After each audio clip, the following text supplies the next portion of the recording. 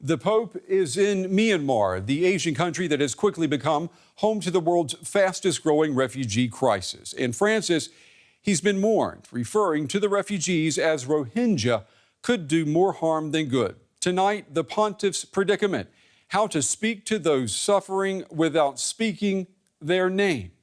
I'm Brent, Goff in Berlin. This is The Day.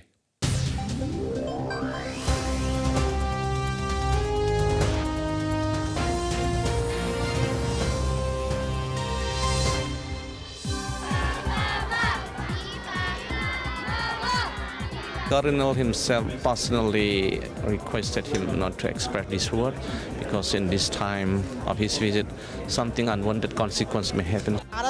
He will see our sad situation. We are suffering a lot right now. We're very worried. So we're very grateful that he's coming. Also coming up, he is no longer the most eligible royal bachelor. Britain's Prince Harry made it public today. He's marrying his Yankee girlfriend. The scoop on the nuptials. That's coming up later in the show. Well, we begin the day weighing more than usual each and every word uttered by the Pope. Pope Francis has begun his visit to Myanmar under stern advisement to construct his message very carefully.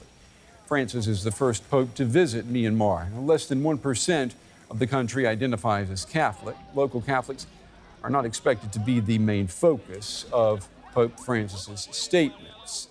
It is Myanmar's Muslim minority, the Rohingya, which have become a lightning rod not only for the pontiff's prayers and concerns, but also for his critics.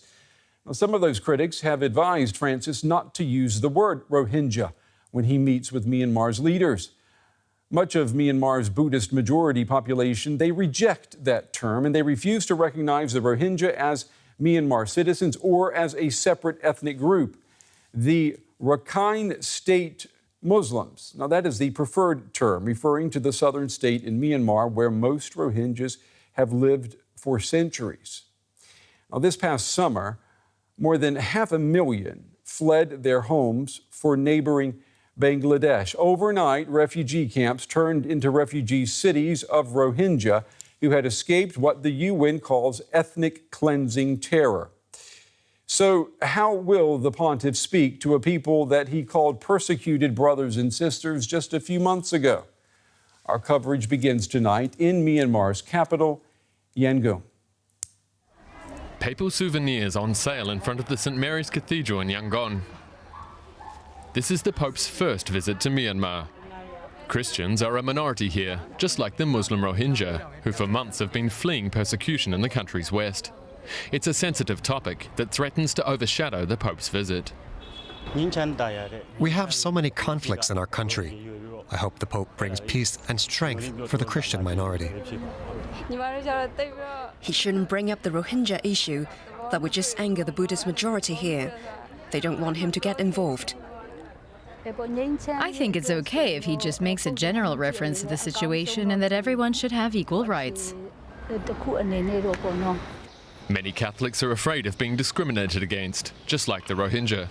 Here in Myanmar, people refer to the Muslim minority as Bengali or illegal immigrants from Bangladesh. Even mentioning the word Rohingya, as the Pope often has, is considered taboo.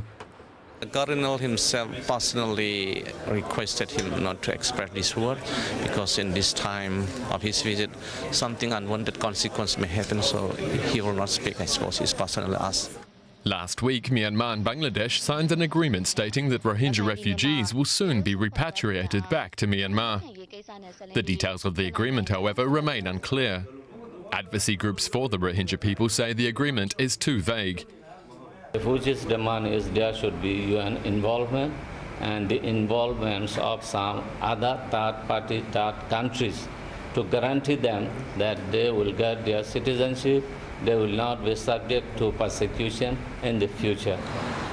But the question remains, how political can the Pope be in Myanmar? And how much moral authority can he show, because he won't want to offend the country's deeply Buddhist population? Yeah, those are some very important questions. And to tackle those, I'm joined here at the big table by DW's religious affairs correspondent, Martin Gack. Martin, it's always good to have you on this show. So how can the Pope not refer to the Rohingya as Rohingya. I mean, anything other than that would belittle them and his credibility, wouldn't it? Well, I don't know if that's necessarily true. I mean, I think that there is a sense that, we have become quite accustomed to thinking that actually being called whatever one wants to be called is actually greatly important. Quite clearly, the Vatican seems to think, and I think many people would agree, that preserving lives is considerably more important. So even if he has to talk to the Myanmar government in terms that they actually can accept and the population can accept, then it might be a worthwhile sacrifice to leave the name out for the sake of actually mobilizing that population, bringing them into the game. So, in other words, speak to the truth by speaking almost around the truth. Yeah, I think that this has been more or less how the Vatican has operated in international politics and other spaces for the last, 3 years or so. I mean, the fact is that they don't really quite say the things that everybody seems to be wanting to hear. That's true to the left and that's true to the right. Mm-hmm. Nonetheless, the gestures are extremely potent. And this is a pope that seems to find himself standing always at the right spot at the right time. I mean, he's underlying a conflict that, has come to bloom now, but has actually been, essentially building up for many, many years. Yeah, he has called for the Rohingya to be recognized as citizens of Myanmar. Who does he make that demand to during this trip?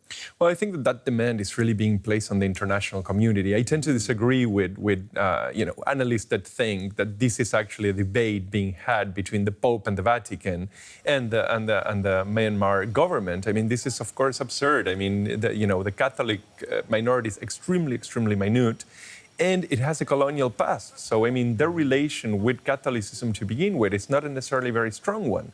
I think that this is a call, I mean, from the very side, with, by the way, very few people able to meet with Rohingyas. Mm-hmm. He is meeting with Rohingyas. He's placing out a plea to the international community to get busy and stop what is essentially going on. And clearly the international community has to a great degree the capacity to do that, because over the last 2 years, Myanmar has been the recipient of enormous, enormous funds for development and the reconstitution of democracy. As well as a lot of goodwill from the international community. Absolutely a lot of goodwill. Yeah.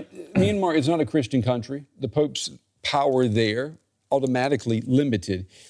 Is he, more than we have seen in his papacy so far, is he visiting Myanmar as more of a representative of the international community, maybe even of the UN, more so than of the Catholic Church? I think that to some degree, he's very much there in representation of the international community. But I would like to emphasize that I think that while he's talking to people that were great beneficiaries of the international community efforts, like Aung San Suu Kyi, state councillor, at the very same time, I mean, so letting her know that this is him bringing the attention of the world over her turf, I think at the very same time, he's asking the international community, well, is this really what you mean by development? So in a sense, I think that this is actually a many-part conversation. This figure is one that has been extremely efficient in geopolitics, mainly by underlying and pointing at issues without necessarily saying the words that people are waiting for him to say. We know that this trip was planned before the Rohingya crisis really exploded this past summer. Some at the Vatican say that the visit should have been postponed. And, you have to wonder, too, Aung San Suu Kyi, if she were asked today about the visit, would she say yes the way she did months and months ago when she was first asked?